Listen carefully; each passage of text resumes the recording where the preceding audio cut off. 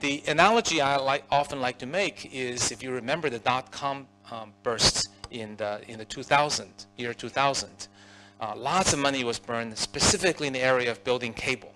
That was back when cable companies were worth a lot of money. When I were at Microsoft, Microsoft spent billions of dollars in cable companies, many of which went out of business, and Microsoft CFO had to resign. However, what happened was Americans got broadband, and that became a lasting value. So while the venture capitalists and investors lost lots of money in the bubble of the cable, broadband remained.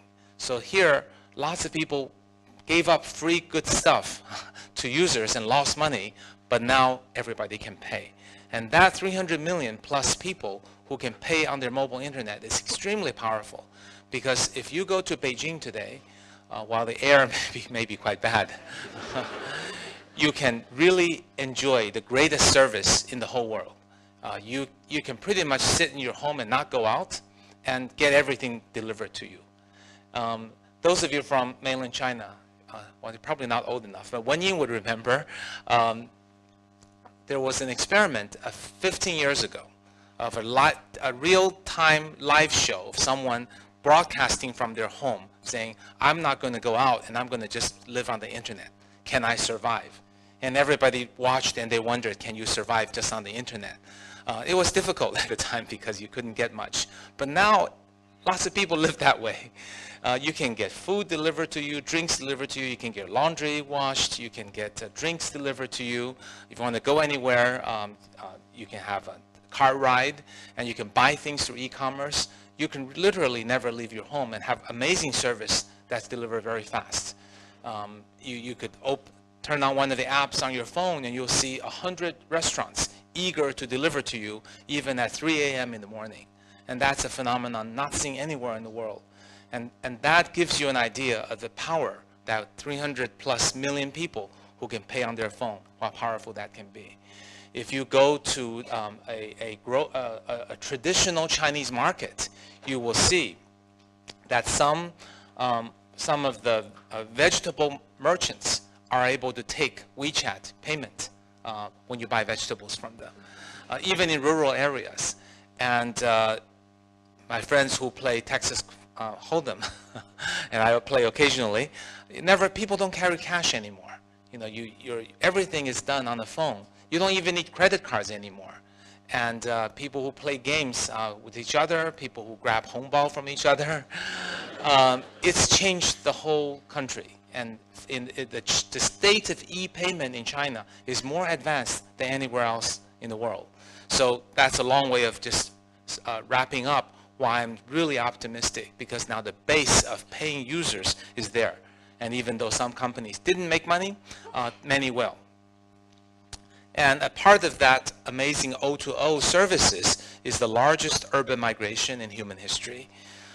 And if you look at the Chinese cities, there are 54 Chinese cities with 2 million people, and only four cities in the U.S. with over 2 million people. And when you have 2 million people and a very high population density, what that means is really two things. One is there's a large number of middle-class people who are ready to enjoy these services. They can have more time back on their hands. They can live more efficiently. They can enjoy all the good food. They don't have to waste time in car rides and going from one place to another. But another very important thing is there's a large number of blue-collar population that's ready to join the service economy and become the service provider. Perhaps they're the delivery person to your home. Perhaps they are the nail manicurist who comes to your home. Perhaps they are the e-commerce Taobao store owner. Perhaps they're the Didi Kuaidi driver. So there's a massive number of people who are now getting employed as a part of this urban ratio. This just isn't going to happen in the US. Yes, the first part exists, large number of middle-class plus people. That's certainly great. However, these people are not in densely populated cities, nor is there a large number of blue-collar level workers in the US ready to accept $3 an hour for going home to home to clean people's homes or doing their nails. but that population exists in China.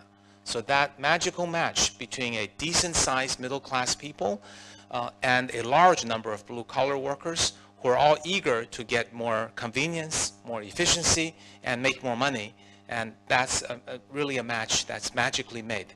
That really isn't possible in any other economy in the world. One could argue, Hong Kong, Singapore, Taipei, maybe these are examples, or Tokyo or Seoul, examples of cities like that. But China has 54 of these cities.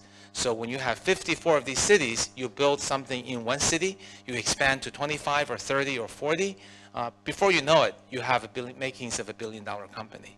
Because the internet is all about building a brand and connecting people across a large number of geographies and creating more value and getting venture capitalists to put more money because you created that value.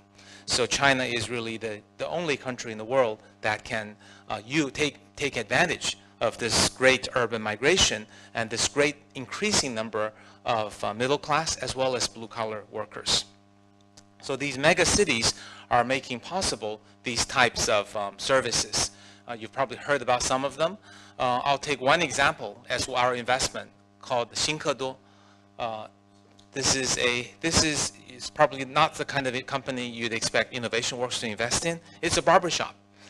However, this barbershop is very special. It's an O2O barbershop. It's a Kuaijian. Okay, so it's got one very small salon that seats 4 people. So the rent is very, very low. And you've got 4 stylists who work there. And their work is very simple, very predictable.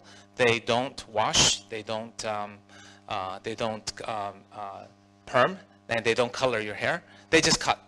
So, and they do it very quickly. It's 15 minutes per haircut, and they can do 11 different hairstyles. You'll go in, you get a menu, you point at one of them, you get that. They get to about a B quality haircut, and the cost is 20 renminbi, right? So it's incredibly efficient, inexpensive, a perfect fit for about 70% of men and maybe 20% of women who are going to get a B haircut for 20 renminbi in 15 minutes. And you're more or less guaranteed a seat when you get there. There's no waiting. Why is there no waiting? Because it reminds you when you need a haircut using WeChat. And then you can tell which stores don't have to wait. And you can potentially reserve a space. You go and get a haircut from a different person each time, but it's the guaranteed B-level haircut. Okay, if you're lucky, maybe it's A-, but never below a B, because these stylists are trained by a special school. Okay, and then when you're done, you use WeChat payment. You're out of there. So it's incredibly efficient for the busy urban worker. So how much is that company going to be worth? Well, if you open one of them, it's not worth that much. But if you open maybe 100, then it's something. But if you open 5,000, then that's $1 billion company, right? If you do the math, each of such salon is 12 hours a day, 4 stylists. And if they can do 3 per, let's say 3 per hour, so that's 3 times 12 times 4 per day times 365 times 20 renminbi. So you do the math, and times 5,000. Yeah, you can convince yourself that could be $1 billion company. And why is that magic possible? Well, it's because it's not just a haircut. It is about WeChat, mobile, location, because you got to know where you are, how far to get to one. And it is about scheduling.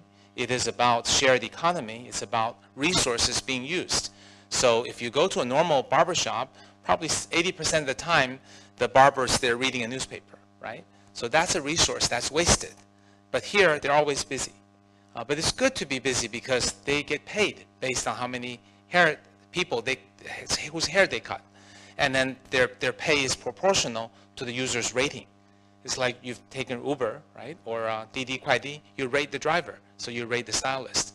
So that's an example of a very simple traditional business that could potentially turn into $1 billion O2O business. Obviously, there will be many competitors. This one may or may not succeed, but it gives you an idea if a haircut can be $1 billion business given how large the market is. Well, there are many, many other things that could be. In fact, Yidaixi laundry service already is $1 billion company. And I won't go into all the other details, but it gives you an idea. Pretty much every industry you can imagine, you add mobile, social, location, and shared economy to it, you probably got an internet business going. Another advantage is China being the world's factory. Smart hardware is definitely a hot area throughout the world, and Americans pride themselves on being able to come up with the most innovative ideas, many of which are copied or learned from in China, Russia, India, and many other places. So in the area of software, that's certainly been the case. And I think America has maintained its leadership while there are certain Chinese or other companies that have risen up. Most of the traditional internet is dominated by American companies, but in the software area. That may not be the case with hardware, because Shenzhen in particular has the world's manufacturing capabilities. Imagine more and more Americans will innovate with new hardware ideas that have software components that are made from pieces of hardware components glued together. And more people in Shenzhen are building these products. And more Chinese people are saying, hey, I could put one of these together. And the Chinese entrepreneur has the advantage of a lower cost and a faster throughput and greater access to factories, and also ability to iterate and test within the local market. That's how Xiaomi became successful. Xiaomi has many successful reasons, but that's one of them. And I think many more such Chinese hardware companies will emerge by being close to the market, by building products for lower costs, and by iterating quickly.